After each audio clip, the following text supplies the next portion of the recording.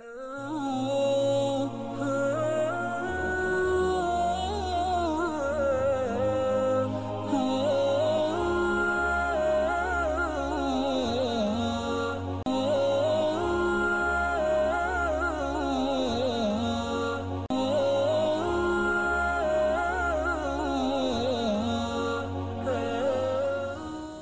alaikum wa rahmatullahi ta'ala wa barakatuh. Hi my dear friends. In 1992, the concept of Dawah College emerged. Before 1992, Islamic Dawah was everywhere in Kerala in the form of Masjid Dars. It was the Makhdums who gave the Masjid Dars a precise lesson plan through vocal compositions and gave it a centralized character. Students from foreign countries came to Kerala to get knowledge of Islamic knowledge from Masjid Dars. Scholars of that time were led to the formation of Dawah colleges with the aim of ensuring that such a great tradition and great ocean of knowledge should continue in the future without any hindrance. Religious education was generally emphasized in Masjid Dars. But when it came to the thinking of Dawah College, its other goal was religious and material integration education. Decades ago, brilliant scholars like M.A. Abdul Qadir Musliar mentioned such an idea. But such an idea is being realized through scholars including P.M.K. Faisi Ustad and M.M. Bashir Ustad. Many people objected to the emergence of Dawah colleges, saying that the teachings of the masjids would become foreign and irrelevant and the society would lose interest in them. But in the course of time, Dawah colleges emerged, overcoming all the objections. Nowadays, we can see that everywhere in Kerala, there are so many Dawah colleges built till right now. Dawah colleges have made it possible to develop mature and deeply religious people who are proficient in various scientific subjects which were foreign to Islam due to various reasons in the past, and to integrate them in Islam and deal with them in time. Before the decentralization of religious and material education, physical sciences were also extensively studied in theirs.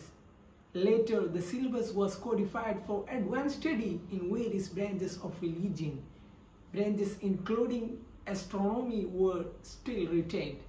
Considering the strong spread of physical education and employment opportunities, there was a small resistance to religious studies in the community. Beyond madrasa studies, those who knew the depth of religious knowledge were shrinking.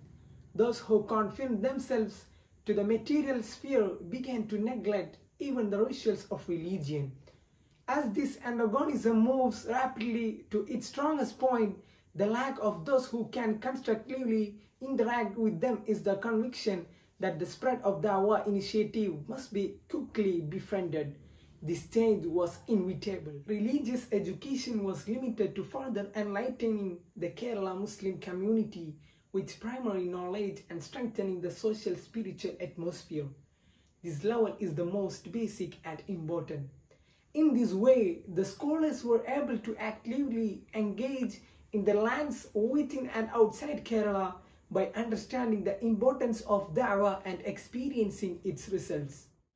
A new revolution achieved by teaching the basic faith of the religion and the culture of life of Islam to the people who have nothing to claim beyond a beautiful name to identify themselves as Muslims.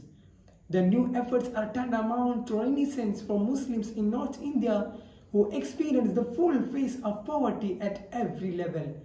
If they are able to guide the next generation to the higher path of religious education, they will also be able to present the silver lines of leadership. The Sunni community is the mainstream of Muslims in Kerala.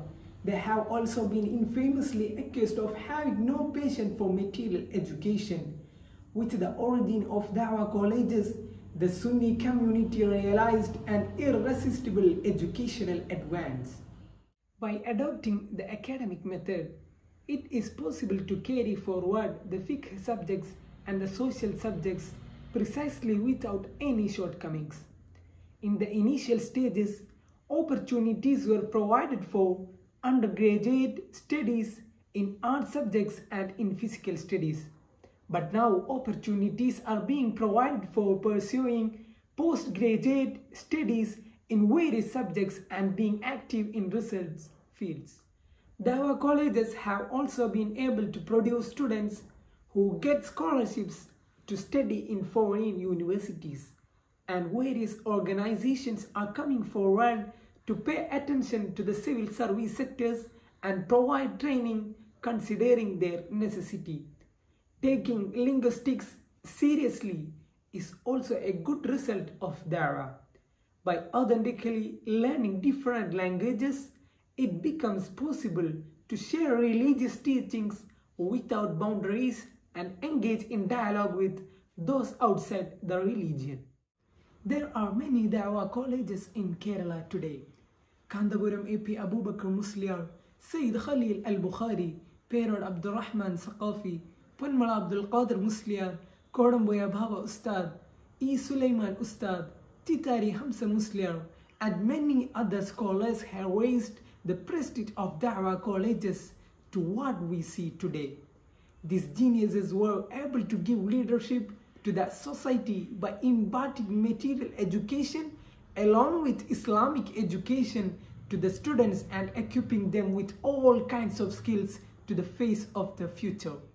The students of Dawah College have become excellent leaders who can spread that light to many places where the silver light of Islam does not reach. The intervention of Dawah colleges is one of the main reasons for showing the true form of Islam to a group of people who oppose Islam without knowing the true form and culture of Islam.